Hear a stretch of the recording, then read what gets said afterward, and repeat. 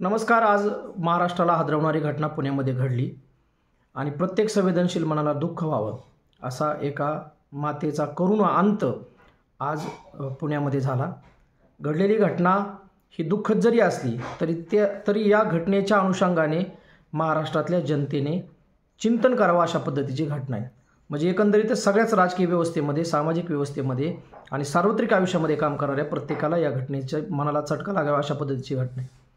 आज पुण्यामध्ये सुशांत भिसे हे जे आमदार अमित गोरखे यांचे स्वीय सहाय्यक आहेत, PA आहेत, यांच्या पत्नी सौभाग्यवती तनिषा भिसे यांचा डिलिव्हरी दरम्यान मृत्यू झाला. खरं तर त्यांना दीनानाथ मंगेशकर या पुण्यातल्या उच्चभ्रू समजल्या जाणाऱ्या हॉस्पिटलमध्ये ॲडमिट करण्यासाठी नेलं होतं आणि तिथं 10 लाख रुपये डिपॉझिट मागितले अशी बातमी मीडियातून आली.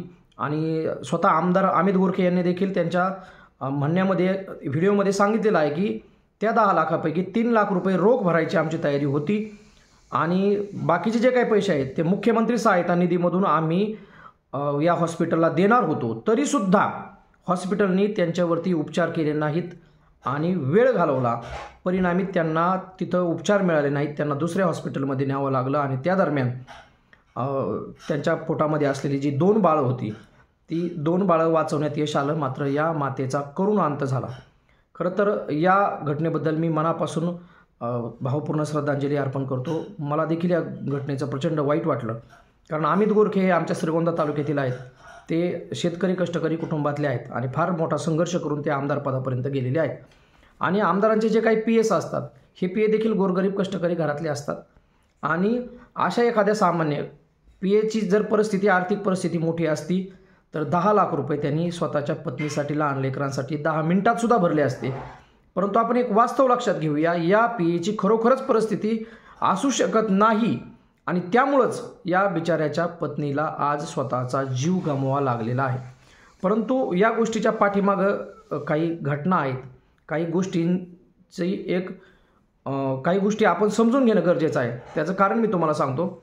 माझी स्वतःची बहीण कविता भोस ही माझी सख्खी मोठी बहीण होती आणि तिच्या ट्रीटमेंटसाठी मी जवळपास 1 महिना दीनानाथ मंगेशकर हॉस्पिटल या ठिकाणी मी राहिलेलो आहे आणि माझ्या बहिणीची ट्रीटमेंट आम्ही त्यावेळी केली होती. तिच्या अगोदर KEमध्ये ट्रीटमेंट चालू होती डॉक्टर सुब्रमण्यम कन्नन यांच्याकडे सह्याद्री हॉस्पिटलमध्ये, आणि नंतर त्यांनी ज्यावेळेस कॅन्सरच्या ट्रीटमेंटसाठी आम्हाला रेडिओलॉजी डिपार्टमेंटला पाठवलं मंगेशकरला, त्यावेळेस तिथंही 1 महिना जवळपास राहून मी त्या मंगेशकर हॉस्पिटलमध्ये बहिणीची ट्रीटमेंट केलेली आहे.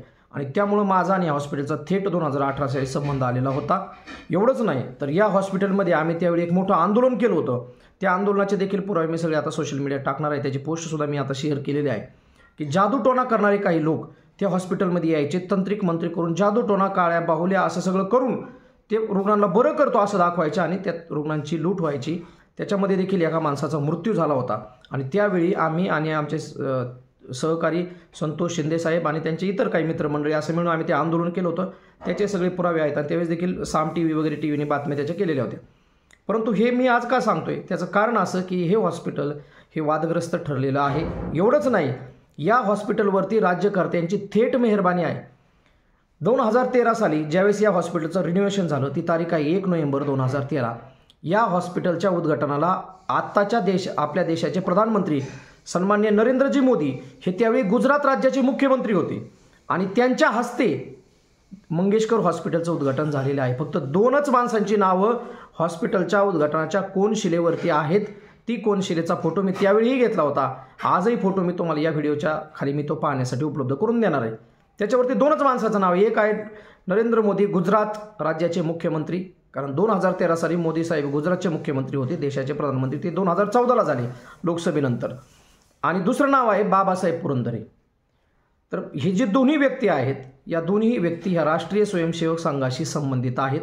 एवढंच नाही तर परवा ज्यावेळेस नरेंद्र मोदी साहेब हे नागपूर येथे येऊन गेले त्यावेळेस त्यांनी सांगितलं की मी संघाचा स्वयंसेवक आहे आणि संघाचा स्वयंसेवक असल्यामुळे मी देशाचा प्रधानमंत्री आहे. तीच गोष्ट सध्याचे मुख्यमंत्री देवेंद्रजी फडणवीस यांनी देखील कबूल केली की मीही संघाचा स्वयंसेवक आहे आणि मी संघाचा स्वयंसेवक असल्या कारणाने मी राज्याचा मुख्यमंत्री झालेलो आहे. म्हणजे महाराष्ट्राच्या मुख्यमंत्रीपदावरती राष्ट्रीय स्वयंसेवक संघाचा स्वयंसेवक आहे. एवढंच नाही तर देशाच्या सर्वोच्च पदावरती, प्रधानमंत्री पदावरती देखील राष्ट्रीय स्वयंसेवक संघाचा पदाधिकारी आहे. आता हे जे अमित गोरखे नावाचे जे आमदार आहेत ते देखील राष्ट्रीय स्वयंसेवक संघटनेशी संबंधित आहेत आणि म्हणूनच महाराष्ट्रातल्या अतिशय दिग्गज अशा सहकार महर्षी लोकांना थांबून, म्हणजे जे की करोडो रुपये पक्षाला फंडिंग देऊ शकतात, मदत करू शकतात, निधी देऊ शकतात, अशा लोकांना थांबवून देवेंद्रजी फडणवीस यांनी एक बहुजन समाजातला गरीब मुलगा, ज्याला की विधान परिषदेचे आमदार म्हणून काम करण्याची संधी दिली, ते अमित गोरखे यांचे थेट देवेंद्रजी फडणवीस यांच्याशी संबंध आहेत. त्याचे सगळे फोटोग्राफ्स, त्याचे पुरावे आणि त्यांना मिळालेली विधान परिषदेच्या आमदारकीची संधी, याच्यातून आपल्या ती गोष्ट सगळ्यात लक्षात येईल. परंतु या पलीकडचं जाऊन जे काही वास्तव आहे ते वास्तव आज सगळ्यांना चिंतन करायला भाग पाडणारं आहे. कारण हे जे सुशांत भिसे आहेत, हे देखील त्यांच्या फेसबुकच्या घेतलेल्या माहितीवरून, पाहिलेल्या वॉलवरून, ते देखील राष्ट्रीय स्वयंसेवक संघ या देशातल्या सगळ्यात मोठ्या संघटनेचे जवळचे पदाधिकारी आहेत. कदाचित ते वेगवेगळे जे काही प्रशिक्षण चालतात संघाचे, त्या प्रशिक्षणामध्ये त्यांनी भाग घेतलेला असावा, कारण त्यांच्या फेसबुकवरून ते सगळं दिसतंय आपल्याला. म्हणजे राष्ट्रीय स्वयंसेवक संघाशी संबंधित असलेला हा माणूस, याच्या कुटुंबात ही घटना घडते. ज्या आमदारांसोबत ते सुसहाय्यक म्हणून काम करतात ते आमदार राष्ट्रीय स्वयंसेवक संघाशी संबंधित आहेत. दीनानाथ मंगेशकर हॉस्पिटल आहे ते राष्ट्रीय स्वयंसेवक संघाशी संबंधित असणारं व्यक्तींचं आहे. नव्हे तर सगळे तिथं मॅनेजमेंट पाहणारे लोक आणि जे काही प्रमुख आहेत ट्रस्टी, ते सगळेच्या सगळे राष्ट्रीय स्वयंसेवक संघाशी संबंधित आहेत. त्यांचं संघाशी संबंधित असणं ही गोष्ट माझ्यासाठी आक्षेपार्ह अजिबात नाही. मला एक सांगायचे की नरेंद्र मोदी साहेब देशाचे प्रधानमंत्री आहेत, देवेंद्रजी देशाचे मुख्यमंत्री आहेत, त्यांचा सहकारी आमदार अमित गोरखे आहे, आणि या अमित गोरखेच्या कुटुंबासारखा, कारण राजकारणामध्ये काम करत असताना PA हा कुटुंबातला सदस्य असतो.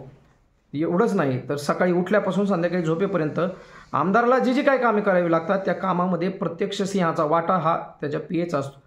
त्यामुळे हे जे काही सुशांत भिसे आहेत यांनी आपल्या आयुष्यातला महत्त्वाचा वेळ अमितजींसाठी दिलेला आहे. म्हणजे एका देशातल्या सगळ्यात मोठ्या संघटनेचे संबंधित असलेले हे लोक, त्यांच्या संबंधित असणाऱ्या लोकांचं हॉस्पिटल, तरीसुद्धा सुशांत भिसे यांची पत्नी तनिषा या बिचारीला जीव गमवावा लागला. एवढंच नाही तर राज्याच्या मुख्यमंत्र्यांचा जो मदत निधी आहे, कक्ष आहे, त्या कक्षाने थेट फोन मंगेशकर हॉस्पिटलला केला. ही पोस्ट मंगेश चिवटे यांनी देखील व्हायरल केलेली आहे. मंगेश चिवटे कोण? जे एकनाथ शिंदे मुख्यमंत्री असताना आरोग्य कक्षाचं राज्याचं काम पाहायचे. त्यांनी त्यांच्या कार्यकाळामध्ये काम चांगलं केलेलं आहे आणि ते सध्या परत एकनाथ शिंदे यांच्या उपमुख्यमंत्री आरोग्य कक्षाचे ते आता प्रमुख झालेले आहेत. असं असताना देवेंद्रजी यांचा जो काही मुख्यमंत्री सहायता निधीचा जो कक्ष आहे, त्या कक्षातल्या प्रमुखांनी मंगेशकर हॉस्पिटलला फोन करून सांगितलं तरीसुद्धा या गरीब भगिनीचा जीव वाचलेला नाही. त्यामुळं देवेंद्रजी फडणवीस यांचा खरं तर या बाबतीत मनापासून निषेध केला पाहिजे की देवेंद्रजी, आपण या बाबतीत कमी पडलेला आहात. आपल्या एका सहकार्याच्या पत्नीचा, आपल्या एका भगिनीचा जीव आपण वाचू शकलो नाही, त्याला कारण म्हणजे दीनानाथ मंगेशकर या हॉस्पिटलची मुजोरी. खरं तर आणखी एक घटना याच्या पाठीमागं आहे. देवेंद्रजी मुख्यमंत्री असताना त्यांनी पुणे येथे, येरवंडाणा येथे जवळपास 80-90 एकर जमीन, त्याची देखील माहिती आता फेसबुकवरती, गुगलवरती उपलब्ध आहे की देवेंद्रजी यांनी खास बैठक घेऊन 1 रुपया भाडे तत्वावरती अब्जावधी रुपये किंमत असलेली जमीन येरवंडाणा पुणे इथली दीनानाथ मंगेशकर हॉस्पिटलला दिली. हरकत नाही द्यायला, परंतु जे हॉस्पिटल हे गोरगरिबांच्या बाबतीत संवेदना ठेवत नाही, पिळवणूक करतात आणि 10-10 लाख रुपये डिपॉझिट घेतल्याशिवाय प्रथम उपचार सुद्धा देत नाहीत आणि त्याच्यामध्ये एखाद्या निरपराध स्त्रीचा, महिलेचा जीव जातो. खरं तर 2 मुलं जुळीमुळं त्या मातेला झालेली आहेत आणि या दोन्ही मुलांना त्यांची आई पुन्हा आयुष्यात कधीच पाहायला देखील मिळणार नाही. हे या घटनेमागचं अतिशय दुर्दैव आहे आणि खरं तर याचं शब्दात वर्णन कसं करायचं हा मला प्रश्न पडलेला आहे. म्हणजे त्या लेकरांना आता त्यांची आई गेलेली आहे, परंतु ज्या व्यवस्थेमुळे गेली, ज्या हॉस्पिटलमुळे गेली, ज्या हॉस्पिटलने तिला जगण्याचा अधिकार असताना, ती या देशाचे नागरिक असताना आणि तिचे थेट राजकीय, तिच्या पतीचे महाराष्ट्रातल्या सर्वोच्च राजकारण्यांशी थेट संबंध असताना देखील त्यांच्या पत्नीचा जीव वाचलेला नाही. खरं तर अशी घटना कोणाच्याच बाबतीत घडायला नको आणि म्हणून ही आत्मचिंतन करण्याची वेळ प्रत्येकावरती आलेली आहे. म्हणून मला सांगताना देखील मनापासून दुःख वाटतंय की अमित गोरखे हे आमच्या तालुक्यातले आमदार आहेत आणि त्यांनी परवाच त्यांच्या गावामध्ये येऊन लोणी व्यंकनाथ त्यांचं जे काही श्रद्धास्थान आहे, आमच्या तालुक्यातलं अतिशय प्रमुख देवस्थान आहे, तिथे येऊन त्यांनी शिवलिंगाला चांदीचा आवरण वगैरे त्यांनी बसवलं. खरं तर ही जी कृती आहे त्यांची, ही चांगली कृती आहे, परंतु त्यांचं अपयश आहे की आपण आमदार असून आपल्या स्वीय सहायकाच्या पत्नीचा जीव वाचू शकला नाहीत आणि एवढंच नाही तर दीनानाथ मंगेशकरचा साधा निषेधसुद्धा तुम्ही करू शकला नाही, तेवढा दबाव तुमच्यावरती दिसतोय. त्यानंतर आपण रंजन शर्मा जे काही कमिशनर आहेत, ते रंजन शर्मांची कार्यपद्धती आम्हाला माहिती, कारण आमच्या अहमदनगर अहिल्यानगर जिल्ह्यामध्ये त्यांनी काम केलेलं आहे. रंजन शर्मांची अमित गोरखे यांनी भेट घेतली आणि हॉस्पिटलवरती कारवाईची मागणी केली.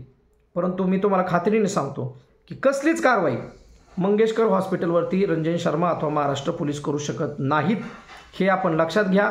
कारण देशाचे प्रधानमंत्री गुजरात राज्याचे मुख्यमंत्री असताना महाराष्ट्राच्या तत्कालीन मुख्यमंत्र्याला अजितदादा असतील किंवा ते तत्कालीन खासदार असतील, आमदार असतील, कुणालाच उद्घाटनाला न बोलवता मंगेशकर कुटुंबीय थेट गुजरातच्या मुख्यमंत्र्याला पुण्यामध्ये आणून त्यांच्या हस्ते उद्घाटन करू शकतं. त्या कार्यक्रमाला बाबा पुरंदरे हे जे आहेत हेही उपस्थित असतात. खरं तर बाबासाहेब पुरंदरे आता स्वर्गीय आहेत, परंतु बाबासाहेब पुरंदरेंच्या कामकाजाबद्दल, त्यांच्या लिखाणाबद्दल प्रचंड आक्षेप आहे. आणि अशा राष्ट्रीय स्वयंसेवक संघाशी संबंध असलेल्या माणसांचं हे हॉस्पिटल आहे आणि यांचे थेट संबंध हे नरेंद्र मोदी साहेबांपर्यंत आहेत. आणि म्हणून अमित गोरखे जे काही तळतळ व्यक्त करतात, खरं तर त्यांनी बोललं पाहिजे. आपण एखाद्या प्रसंगात सत्तेच्या विरोधात बोलणं म्हणजे चुकीचं आहे, हे अजिबात नाही आहे. आणि म्हणून अमित गोरखेंनी आमदार असताना धाडस केलं पाहिजे. त्यांच्या घरातला कुटुंबातला सदस्य आज गेल्यासारखं दुःख त्यांच्या मनात जर असेल आणि तरीसुद्धा ते सत्तेच्या लाचारीपोटी ते जर बोलायचं धाडस करत नसतील, तर अमित गोरखेंसारखे मंत्री हे फक्त शोपीस, फुलदाणी, इथं दिसते काही, इथं पाठीमागे इथं कोपऱ्यात इथं दिसेल तुम्हाला फुलदाणी आहे की फुलं, हिचं काय काम आहे माहिती?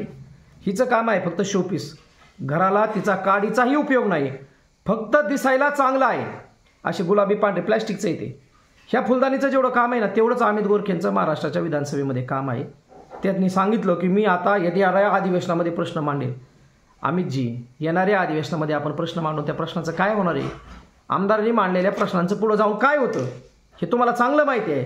तुम्ही संबंधित नसताना देखील पाटबंधारे विभागातले प्रश्न तुम्ही मांडले होते. यावर्षी तुम्ही काही पाटबंधारे विभागातल्या प्रश्नांवरती चर्चा करण्यासाठी काही माहिती अधीक्षक अभियंत्यांकडून, कार्यकारी अभियंत्यांकडून कुकडीमधून मागवली होती. आम्ही ज्यावेळेस कुकडी कार्यालयामध्ये श्रीगोंद्याच्या रोटेशनच्या संदर्भामध्ये गेलो होतो, त्यावेळी तुम्ही मागितलेल्या माहितीच्या अनुषंगाने अधिकारी माहिती तयार करत होते. त्या प्रश्नांचं काय झालं? भ्रष्टाचाराची चौकशी झाली, भ्रष्टाचार सिद्ध झाला, दोषींवर कारवाई झाली? काहीच झालेलं नाही. त्या प्रश्नाचं तुम्ही काय केलंय हे काळाच्या ओघामध्ये तेही तुम्हाला उत्तर मिळेल. परंतु मला एवढं सांगायचं आहे की तुम्ही आमदार म्हणून अपयशी आहात. तुमच्या पीएच्या पत्नीचा जीव जर तुम्ही महाराष्ट्र सत्तेमध्ये असताना, सरकारमध्ये असताना वाचू शकत नाही, तर तुम्ही मंगेशकर हॉस्पिटलचं काहीच उखडू शकत नाहीत. आणि म्हणून ही जी फुलदाणी आहे, या फुलदाणीचं काम फक्त शोपीस आहे. अशी शोपीस असलेली तुम्ही आमदार आहात. खरं तर तुम्हाला क्रांती सूर्य, साहित्यरत्न अण्णाभाऊ साठेंच्या विचारांचा वारसा तुमच्याकडून अपेक्षित आहे. उपाशीपोटी क्रांती कशी करायची ही साहित्यरत्न अण्णाभाऊ साठेंनी देशाला दाखवून दिलेलं आहे. 1.5 दिवसाची शाळा शिकणारे अण्णाभाऊ यांनी जगाच्या विद्यापीठाला लाजवेल असं क्रांतीचं तत्त्वज्ञान मांडलं. आणि पोटात भूक घेऊन अण्णाभाऊंनी गावातून वाटेगावरून मुंबई प्रवास केला, चालत मुंबईपर्यंत गेलेला हा साहित्यरत्न माणूस झाला. त्या अण्णाभाऊ साठेंची क्रांतीची भाषा एकदा आत्मसात करा. आणि थोडीफार जरी लाज शरम तुम्हाला असेल तर त्या आमदारकीचा सोडा, तुम्हाला माणूस म्हणून जगण्याचा सुद्धा नैतिक अधिकार तुम्हाला नाही, एवढंच या निमित्ताने सांगतो. आणि तुम्ही आमदार झाल्यावर श्रीगोंद्यातल्या जनतेने स्वागत केलं होतं, आम्ही स्वागत केलं होतं की श्रीगोंद्याचा भूमिपुत्र विधान परिषद आमदार झाला. परंतु आजची घटना बघून तुमच्याबद्दल प्रचंड खेद आणि लाज वाटते की हा माणूस आमच्या तालुक्यातला आहे. याच्या घरात एवढी वाईट घटना घडली, पीएच्या बाबतीत घडलं, तरी हा साधा बोलू शकत नाही. एवढी लाचारी सत्तेसाठी आम्ही जी बरी नाही, एवढंच या निमित्ताने सांगतो. आणि तुमच्यासारखे आमदार विधान भवनात असले काय आणि नसले काय त्याचा काडीचाही जनतेला फरक पडत नाही. आणि म्हणून लोणी व्यंकटनाथ महाराजांना, भगवान महादेवाला आपण जे काही चांदीचा मुलामा वगैरे लावला ना शिवलिंगाला, याचा काडीचाही उपयोग होणार नाही. भगवान शंकर तुमच्या पाठीशी उभा राहू शकत नाही, तो कष्टकऱ्यांचा देव आहे. आणि आपल्याला जर खरोखरच तळमळ असेल, आपल्यात क्षमता असेल, आपल्यात जर लाचारी झुगाडून द्यायची हिंमत असेल ना, तर तुम्हाला माझं चॅलेंज आहे, तुम्ही मंगेशकर हॉस्पिटलवर कारवाई करून दाखवा. त्याचं स्वागत आम्ही करू. आणि जर आपण आंदोलनात्मक भूमिका घेणार असाल, लढणार असाल, तर एक श्रीगोंदेकर म्हणून आम्ही तुमच्या पाठीशी देखील उभा राहू, एवढंच सांगतो. तत्पूर्वी अमित गोरखेंचा मनापासून तीव्र शब्दात निषेध. आणि ज्या भगिनीचा जीव तुमच्यामुळं, सरकारमुळं, मंगेशकर हॉस्पिटल म्हणून गेला ना, हे सगळेच्या सगळे नैतिकदृष्ट्या या अपराधाला जबाबदार आहेत, एवढं सांगतो. थांबतो. जय हिंद, जय महाराष्ट्र.